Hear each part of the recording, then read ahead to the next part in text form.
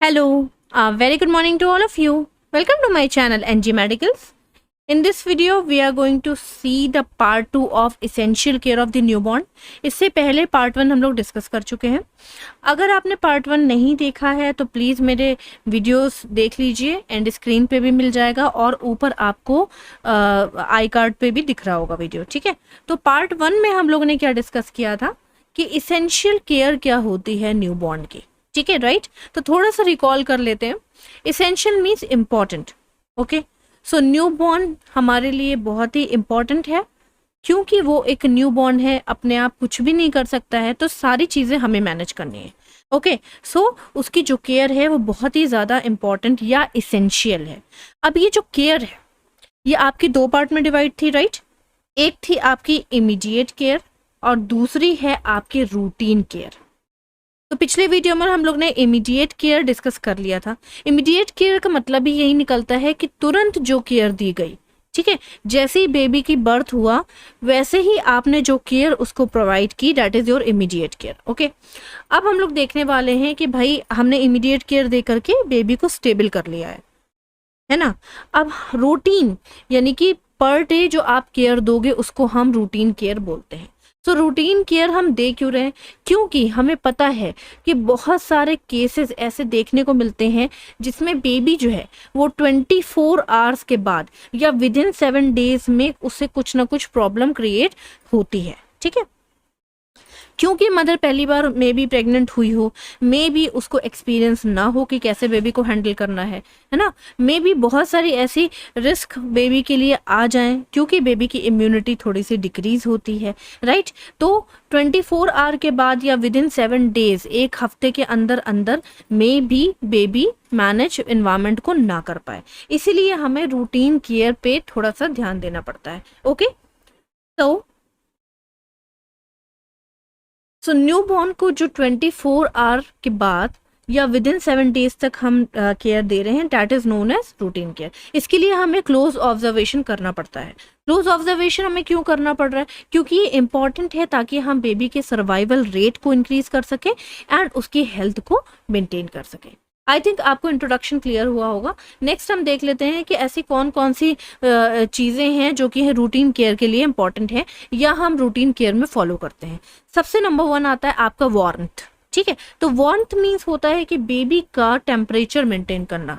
तो हमें जो है बेबी को कैसे रखना है? थोड़ा सा गर्म रखना है. क्यों रखना है? ताकि बेबी के अंदर की जो हीट है वो लॉस ना हो. क्योंकि अगर हीट लॉस हो गई तो बेबी को निमोनिया जैसी प्रॉब्लम, कफ कोल्ड जैसी प्रॉब्लम, है ना, और रेस्पिरेटरी प्रॉब्लम्स आराम से हो सकती हैं. तो क्या करना है हमें बेबी को लाइक हीटेड रखने के लिए या हीट प्रोड्यूस करने के लिए या बेबी को की जो हीट है उसको लॉस से बचाने के लिए क्या करना है? तो बेसिक चीज़ें हम लोग फॉलो करते हैं जो कि हम लोग स्टार्टिंग से ही करते चले आ रहे हैं कि बेबी को आपको ड्राई रखना है. अगर आपने बेबी को बाथ दिया है तो आपको उसको अच्छे से वाइप करके पोंछना है. ठीक है, वाइप करके सुखा के बेबी को रखना है. इसके अलावा अच्छे से क्या करना है? क्लोथिंग करनी है, कपड़े अच्छे से पहनाने हैं. ऐसा नहीं करना है कि बेबी को सिर्फ लाइक छोटे से अंडरवियर और सैंडो में रख लिया. नहीं नहीं, आपको प्रॉपर जो है बेबी को क्लोथिंग करके ब्लैंकेट से उसको कवर अप करके रखना है. इसके अलावा हेड और एक्सट्रीमिटीज को ज़रूर कवर अप करके रखिए, स्पेशली जब आप उसको बाथिंग करा चुके हैं. ठीक है, जिससे क्या होगा ना कि बेबी की हेड और एक्सट्रीमिटीज से जो हीट है वो लॉस या रिड्यूस नहीं होगी. प्लस मोस्ट इंपॉर्टेंट चीज़ क्या है? Rooming in. रूमिंग इन का मतलब क्या है कि एक रूम में रखना है. ठीक है, रूम के अंदर रखना है. इसके साथ रखना है, मोस्ट इंपॉर्टेंट, मदर के साथ रखना है. ठीक है, तो एक रूम में मदर और बेबी दोनों को साथ में रखना है. इससे बहुत सारे फायदे हो सकते हैं. WHO के अकॉर्डिंग रूमिंग इन से स्किन टू स्किन कांटेक्ट रहेगा. ऑब्वियसली मदर और बेबी साथ में रहेंगे तो मदर और बेबी की दोनों स्किन क्या होगी? कांटेक्ट में होगी. अब स्किन टू स्किन कांटेक्ट से भी बहुत सारे फायदे हैं, जैसे कि बेबी की इम्यूनिटी मेंटेन होगी, बेबी बीमार नहीं पड़ेगा. इसके अलावा बेबी का टेम्परेचर मेंटेन रहेगा. ठीक है, मदर जब चाहेगी ब्रेस्ट फीड करा पाएगी, है ना, क्योंकि बेबी जब जब क्राई करेगा मदर उसको ब्रेस्ट फीड करा देगी. साथ ही आपको ये पता होना चाहिए कि ब्रेस्ट फीडिंग जो है वो 8 टाइम्स पर डे कराना ही कराना है। हर 2 घंटे में मदर को ब्रेस्ट फीड कराना है इफ़ पॉसिबल टू। ठीक है, ऐसा क्यों करना है? ऐसा इसलिए करना है क्योंकि आइडियल जो नंबर्स है ब्रेस्ट फीडिंग के वो 8 टाइम्स पर डे होता है। तो 2-2 घंटे के गैप पे अगर वो ब्रेस्ट फीड कराती है तो वो आराम से 8 बार ब्रेस्ट फीड करा लेगी। ब्रेस्ट फीड के बहुत सारे फायदे हैं। बेबी के लिए बहुत इफेक्टिव है। मदर के हैवीनेस, ब्रेस्ट के हैवीनेस को रिड्यूस करता है, ब्रेस्ट कैंसर को रिड्यूस करता है, प्लस बेबी के लिए नेचुरल और इजीली डाइजेस्टेबल फूड है ना। ऐसे बहुत सारे ब्रेस्ट फीडिंग के फायदे हैं। इसके अलावा क्लोज बॉन्ड बनेगा मदर और बेबी के बीच में। क्या आपने कभी सोचा है कि माँ के पास जाने के बाद बेबी चुप क्यों हो जाता है? रोता हुआ बेबी चुप क्यों हो जाता है? क्यों? क्योंकि 9 महीने तक मदर अपने अंदर बेबी को रखती है, यानी कि 5वें महीने से बेबी मदर की आवाज़ सुनने लगता है।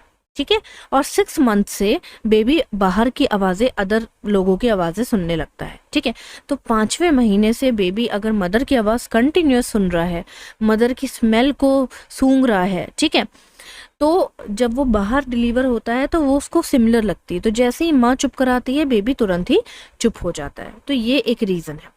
ठीक है, तो इससे क्या होगा, अगर बेबी और मदर साथ में रहेंगे तो बॉन्ड क्या होगा, बॉन्ड जो है और ज़्यादा स्ट्रांग होगा। इसके अलावा मदर डिप्रेस नहीं रहेगी जब बेबी उसके पास होगा।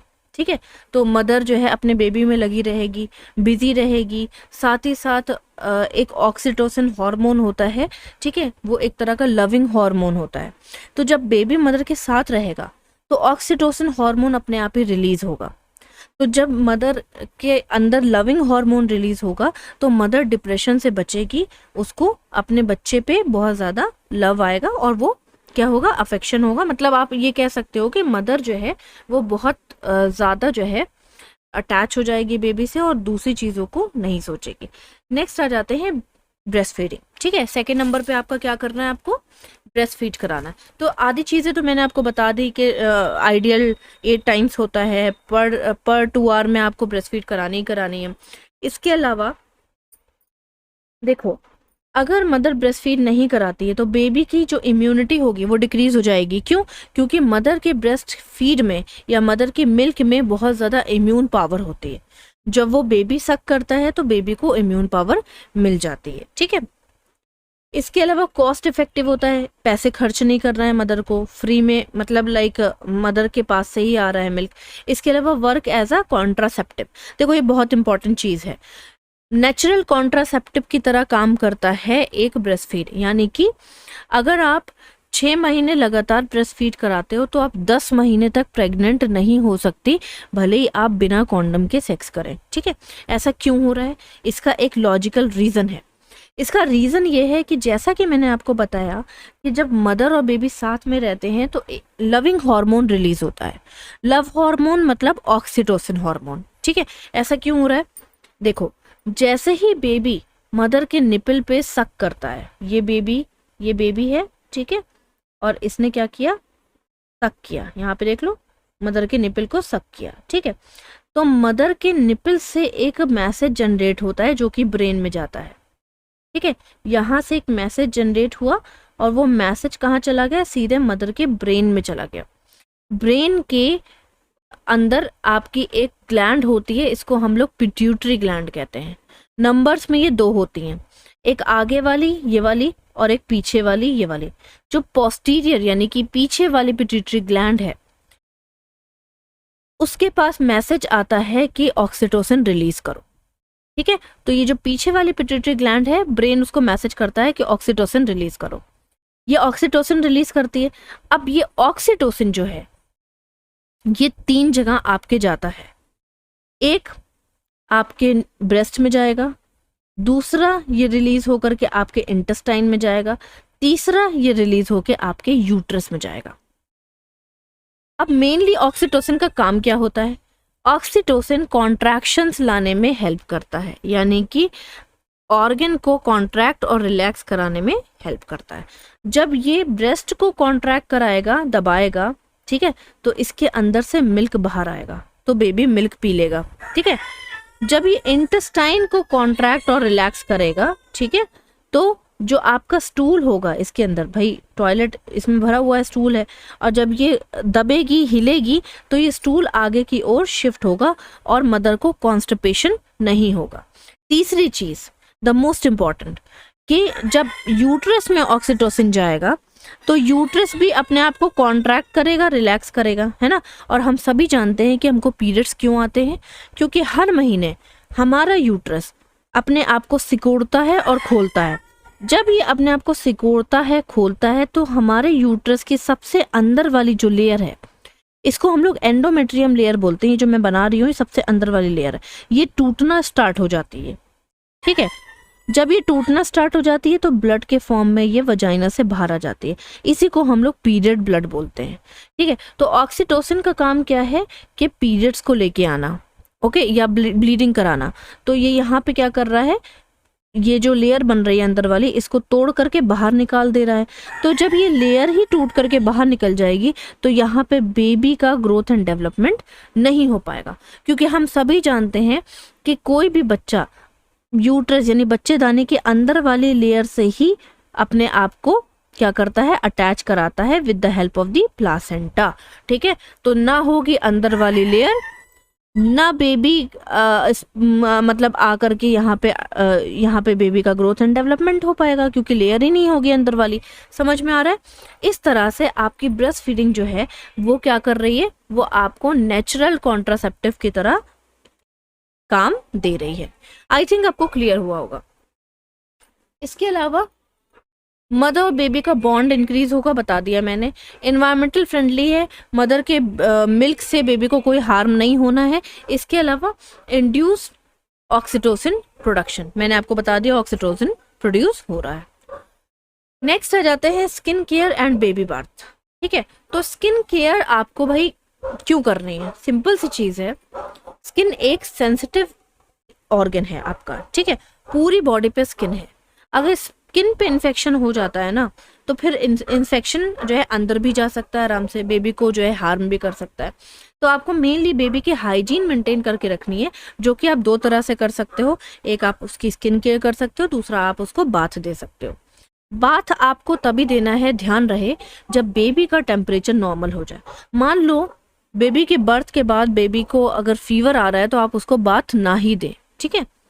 या बेबी को ठंड लग रही है या बेबी ठंडा है बहुत ज़्यादा, तो आप उसको बाथ ना दे तो बेटर है, ठीक है। जब बेबी का टेम्परेचर नॉर्मल हो जाए तो आप उसको नॉर्मली बाथ हल्के गुनगुने पानी से या नॉर्मल पानी से दे सकते हैं। तो मेन पर्पस क्या है, हमें बेबी की स्किन को क्लीन करना है बाथिंग से, चाहे बेबी की स्किन आप नॉर्मली क्लीन करो, ठीक है। बेबी इससे रिफ्रेश रहेगा, ठीक, बेबी का सर्कुलेशन अच्छा होगा, प्रॉपर बेबी का मूवमेंट होगा, उसका सर्कुलेशन अच्छा होगा। इसके अलावा स्किन इन्फेक्शन से हम उसे बचा सकते हैं। और इसके अलावा क्या है, आप एबनॉर्मेलिटीज को भी दूर कर सकते हैं। प्लस जब इतनी सारे फायदे हैं हाइजीन मेंटेन करने से, तो बेबी का जो ग्रोथ एंड डेवलपमेंट है वो नॉर्मली होने लगेगा। एंड बाथिंग करने से बेबी को अच्छी स्लीप आएगी, जिससे कि बेबी रेस्ट भी कर पाएगा। ये सारी चीजें आपको करनी है। नेक्स्ट है आपका कॉर्ड केयर, ठीक है। तो cord care is also most important. क्यों इम्पॉर्टेंट है, क्योंकि हम सभी जानते हैं कि बर्थ के तुरंत बाद जो है कॉर्ड यानी कि नाभि को इस तरह से कट कर दिया जाता है। जब नाभि को कट कर दिया जाता है तो थोड़ी सी नाभि इस तरह से छोड़ दी जाती है, बाद में वो खुद ही झड़ जाती है, हट जाती है वहां से, ठीक है। उसके लिए आपको कुछ नहीं करना है। तो ये कब हटेगी, 10 दिन लगते हैं इसको हटने में, फॉल ऑफ हो जाती है, ठीक। लेकिन आपका काम क्या है कि फिर भी इसके आसपास के एरिया को और नाभि के एरिया को, अम्बलाइकस के एरिया को क्लीन करके रखना है, क्योंकि एक तरह का ओपन एरिया है और इसमें इन्फेक्शन होने के हाई चांसेस हो सकते हैं, ठीक है। तो क्लीन और ड्राई करके आपको रखना है, बहुत इंपॉर्टेंट है, ताकि आप हर तरह के इन्फेक्शन से बचा सकें। इसके अलावा डायपर तो आप लगाओगे, लेकिन अम्बलाइकस के ऊपर डायपर नहीं लगाना है। अम्बलाइकस यानी नाभि दब जाएगी तो इसके अंदर इन्फेक्शन होने के चांसेस बढ़ जाएंगे, स्वेटिंग सूखेगी नहीं और बेबी को पेन भी होगा, ठीक है। तो डायपर आपको क्या करना है, कॉर्ड के इस एरिया के नीचे ही अप्लाई करना है या लगाना है। इसके अलावा आप वाइप या रब कर सकते हो। नॉर्मल वाइप्स आते हैं बेबी के, जिसमें जो है हल्का अल्कोहल यानी कि एंटीसेप्टिक सॉल्यूशन होता है, ठीक है, उससे आप वाइप कर सकते हो। नॉर्मल घर के कपड़ों से वाइप मत करिए, क्योंकि क्या पता वो कपड़ा धुला है नहीं धुला है, कहाँ पड़ा था, कितने दिन से रखा हुआ है, इन्फेक्टेड है कि नहीं है। तो नॉर्मल बेबी वाइप्स आते हैं, उसको आप यूज़ कर सकते हो। रेडनेस और सेंसिटिविटी का मतलब है, अगर मान लो इस एरिया में आपको रेडनेस और सेंसिटिविटी दिख रही है तो इसका मतलब क्या है, इन्फेक्शन होने के चांसेस या इन्फेक्शन हो चुका है। नेक्स्ट आ जाते हैं केयर ऑफ द आईज। तो आई केयर भी बहुत इंपॉर्टेंट है, क्योंकि आईज जो होती हैं वो हमारी बॉडी का एक सेंसिटिव पार्ट है, ठीक है। तो आई केयर अगर आप बेबी की नहीं करोगे तो इन्फेक्शन आईज में होने के चांसेस बढ़ जाएंगे। तो डेली आपको बेबी की आईज को क्लीन करना है, ठीक है। कैसे क्लीन करना है, इस तरह का नॉर्मल सलाइन आती है बॉटल, ठीक है, उससे आप यूज कर सकते हो, ठीक। स्वैब ले सकते हो, कॉटन स्वैब, इस तरह से जैसे इन्होंने ले रखा हुआ है, कॉटन स्वैब ले करके आप स्टेराइल नॉर्मल सलाइन में उसको गीला करके थोड़ा सा वेट करके और उसको स्क्वीज करके, ठीक, आइस को क्लीन करना है। क्वेश्चन ये उठता है कि क्लीन कैसे करोगे, तो यहाँ मैंने इमेज डाली है, आप देख लो। ये जो एरो बनाया हुआ है इसका मतलब ये है कि आपको इनर कैंथस से आउटर कैंथस क्लीन करना है, यानी कि ये जो एरिया है यहाँ से आपको बाहर की ओर क्लीन करना है। ऐसा क्यों करना है, क्योंकि अगर आप बाहर से अंदर की ओर क्लीन करोगे तो यहाँ पे जो भी गंदगी होगी, जो भी इन्फेक्शन होगा, जो भी अगर माइक्रो ऑर्गेनिज्म होगा वो फंस जाएगा और आप उसे ठीक से मे भी क्लीन ना कर पाओ। तो आपको अंदर वाले एरिया से बाहर की ओर क्लीन करना है। एक आई को क्लीन करने के बाद आपको स्वैब को चेंज करना है, ये वाला स्वैब आपको हटा देना है, फिर नया स्वैब लेना है, उसको दूसरी आई को क्लीन करना है, फिर और स्वैब लेना है, सूखा हुआ ड्राई स्वैब लेना है, फिर उसको पोंछ देना है दोबारा से आईज को। इस तरह से आपको आई केयर करनी है। नेक्स्ट आ जाते हैं क्लोथिंग ऑफ द बेबी, ठीक है। तो क्लोथिंग जो है, आपको इस तरह के क्लोथ्स नहीं पहनाने हैं जिसमें एयर पास ना हो, जिसमें बेबी की स्वेटिंग सूखे ना, ठीक है, क्योंकि स्वेटिंग जो निकलती है ना उसके अंदर माइक्रो ऑर्गेनिजम्स की ग्रोथ एंड डेवलपमेंट आराम से हो जाती है ना।